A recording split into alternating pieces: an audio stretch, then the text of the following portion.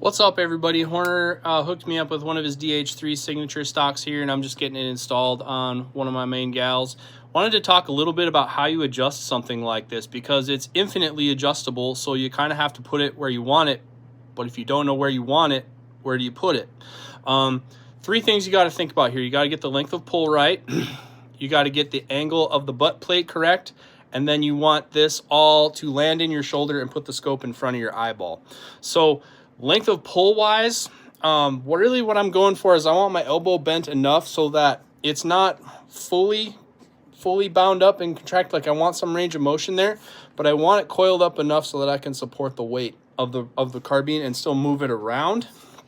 All right, not be super high extended here.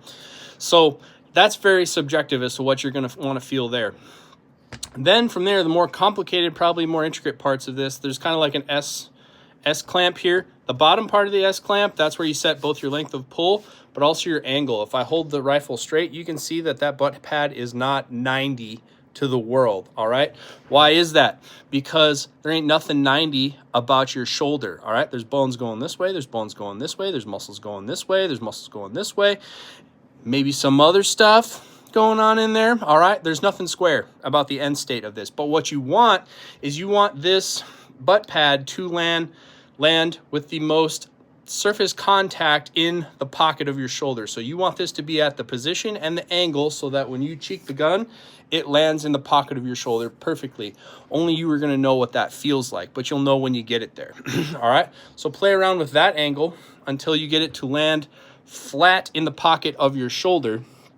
And then your next goal is to get this all so that the scope lands in front of your eye. What I do there is I zoom the scope all the way up, because that's where eye box is going to be the smallest. All right, close my eyes so I don't cheat. Cheek the gun, open my eyes. If you see scope shadow, all right, forward and back, all right, that's length of pull and position on the rail. If you see scope shadow up, down, all right, that is a combination of where your butt plate is set and the height of mount that you used.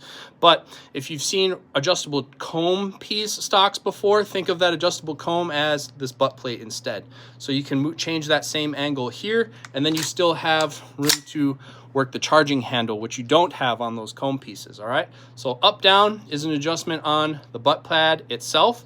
Right, left, all right, if the scope shadow is right, left, off to one side or the other, that's the top part of this S. So once you got the shape and the length set on the bottom here, rotating it about the axis, that'll bring the scope inboard, outboard relative to your shoulder. So that's quick and dirty on setting the DH3 stock.